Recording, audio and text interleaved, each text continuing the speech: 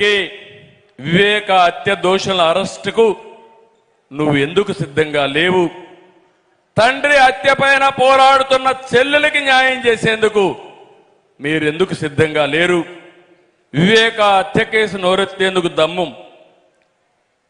నోరెత్తేందుకు ధైర్యంగా పోరాడితే ఆవిడపైన కేసులు పెట్టి వేధించడం ఎంతవరకు సబబని అడుగుతున్నా. నారాసుర రక్త చరిత్ర ఆ రోజు జ్ఞాపకం ఉందా మీకు? హత్య జరుగుతానే మొట్టమొదటిసారిగా చెప్పింది ఆయన గుండెపోటుతో చనిపోయాడని చెప్పిన వ్యక్తి ఇక్కడ వస్తున్నాడు. ఇప్పుడు ఇక్కడికి రేపు అడగండి మీరంతా, నువ్వు చెప్పావా లేదా ఆ రోజు గుండెపోటని? అది గొడ్డలి పోటని తేలింది. గుండెపోటని ఎట్ట చెప్పావు అంటే ముందుగానే ఆ కుట్రలో ఈయన కూడా భాగస్వామ్యమని ఈజీగా అర్థమయ్యే పరిస్థితికి వచ్చింది. ఇంకో పక్క మీరు ఒకటి అడుగుతున్నాను, ఇంకొక చెల్లెలు షర్మిల పరిస్థితి ఏం తమ్ముళ్ళు? ఆవిడ చూశారు, పాపం ఆవిడకి ఆస్తిలో వాటా ఇవ్వాల, ప్యాలెస్ రాజకీయాలు జరిగాయి. ఇంకో పక్క ఆవిడ కూడా ఇప్పుడు ఒక పార్టీలో చేరింది, ఒక పార్టీ అధ్యక్షురాలు. నేనేం మాట్లాడను. వాళ్ళ అన్నపై నుండే కోపంతో ఆవిడ మనల్ని కూడా విమర్శిస్తా ఉంది. నాకేం బాధ లేదు, మీరు విమర్శిస్తే నేను సమాధానం చెప్పుకునే సమర్థత మాకుంది, తెలుగుదేశం పార్టీకి ఉంది.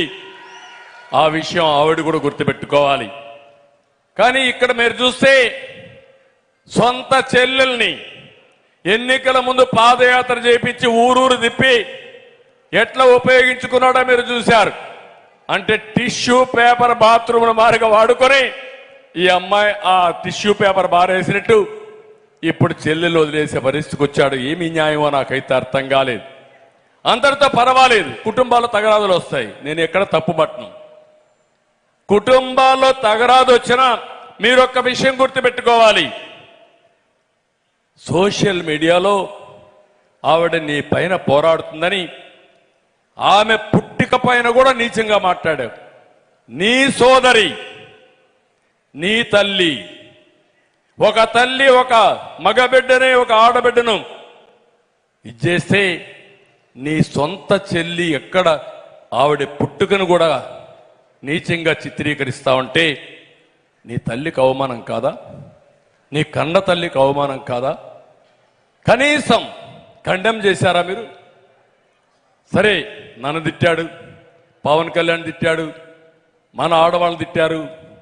కడాన పవన్ కళ్యాణ్ అన్నాడు, ఒకటే మాట అన్నాడు భరించలేక మొన్న మీటింగ్లో, అవునయ్యా నాకు 3 పెళ్ళాలు ఉన్నారు, నువ్వు 4వ పెళ్ళాంగా రమ్మన్నాడు. దాంతో వీళ్ళు పీక్కుంటున్నారు, ఏం చేయాలో అర్థం కాకుండా. కనీస సాంప్రదాయాలు రాజకీయాల్లో విలువలు లేవా అని అడుగుతున్నా.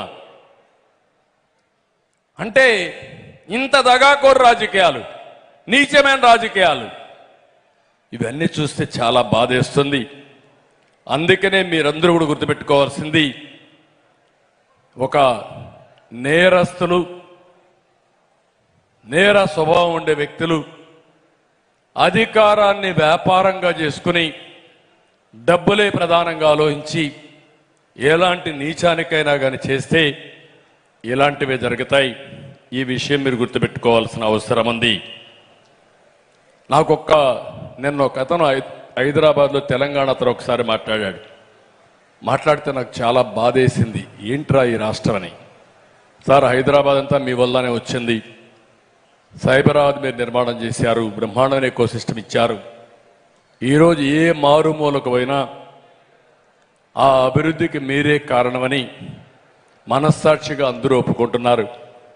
నేను నిన్న మొన్న ఆంధ్రాకు పోయాను.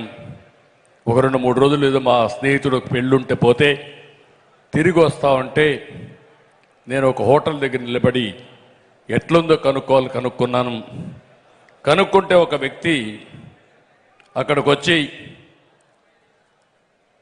లారీ, అంత మునుపు నేను లారీ ఉండేది, ఇప్పుడు లారీ కూడా అమ్మేసుకున్నా, ట్రాన్స్పోర్ట్ మొత్తం దెబ్బతినింది, లారీ ఓనర్గా ఉన్న నేను ఈరోజు క్లీనర్గా తయారైపోయాను. అంటే అదే లారీకి ఇతని డ్రైవరు క్లీనర్గా తయారయ్యే పరిస్థితికి వచ్చాడు. ఒక్క నిమిషం తమ్ముడు, లాస్ట్లో ఆ లారీకి డ్రైవర్గా తయారయ్యే పరిస్థితి వచ్చాడు. ఇంకొక అతను ఒకప్పుడు నాది హోటలు, అప్పుల పాలైపోయి హోటల్ అమ్ముకున్నా, ఇప్పుడు తోపుడు బండి పెట్టుకొని కడుపు కోసం బతుకుతున్నానని చెప్పే పరిస్థితికి వచ్చాడు. నేను చెప్పింది ఇది యథార్థమైన కథలు ఇవన్నీ. మీరు చూశారు రంగనాయకమ్మ ఎక్కడో ఎల్జీ పాలిమర్స్లో యాక్సిడెంట్ జరిగితే ఇది తప్పని సోషల్ మీడియాలో ఒక పోస్టింగ్ పెట్టింది. మనసు చంపుకోలేక ఆవిడ సోషల్ ఎవరు లేరమ్మా, ఎవరు లేరు ప్లీజ్, ఎవరు లేరు, ఏది లేదు కూర్చోండి. సోషల్ మీడియాలో ఆవిడ పోస్టింగ్ పెట్టంగానే వీళ్ళు వచ్చేసి ఆవిడ మీద దాడి చేసి తర్వాత ఆ హోటల్ ముయించేసి ఆవిడ్ని వ్యాపారాలు చేయకుండా చేసే పరిస్థితికి వచ్చారు. హోటల్ పోయిన తర్వాత ఒక చిన్న వ్యాపారం చేసుకోవాలని చాలా అవస్థపడి ఒక వ్యాపారానికి పోతే పర్మిషన్లు కావాలని పర్మిషన్లు ఇవ్వకుండా చేశారు. ఏమి చేయాలనో బ్రతకలేక గుంటూరు వదిలిపెట్టి హైదరాబాద్కి వెళ్ళిపోయి అక్కడ ఏదో చిన్న చిన్న పనులు చేసుకుంటూ పొట్టబోసుకునే పరిస్థితికి వచ్చిందంటే మీరు ఒక్కసారి ఆలోచించుకోవాల్సిన అవసరం ఉంది. ఇలాంటి వాళ్ళు చాలామంది, ఒకరిద్దరు కాదు, చాలామందిని మనం చూస్తే ఈరోజు చాలా దారుణంగా చనిపోయే పరిస్థితికి వచ్చారు. చాలామందిని వీళ్లే చంపేశారు. నేను ఈరోజు పల్నాడుకి వెళ్తున్నాను. ఒక్క పలనాడులో 30 మంది కార్యకర్తల్ని పొట్టన పెట్టుకున్నారు.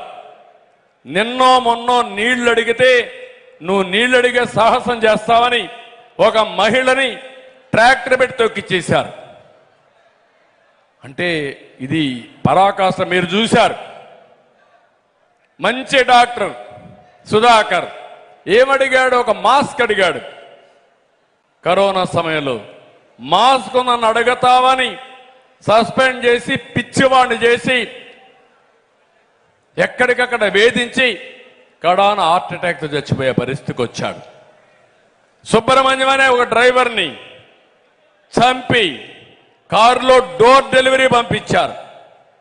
అబ్దుల్ సలాం అనే వ్యక్తి నంద్యాలలో బతకలేక ఏం చేయాలో దిక్కు తెలియకుండా భార్య 2 పిల్లలతో ట్రాక్ పైన పోయి బలవంతపు ఆత్మహత్యలు చేసుకునే పరిస్థితికి వచ్చారు.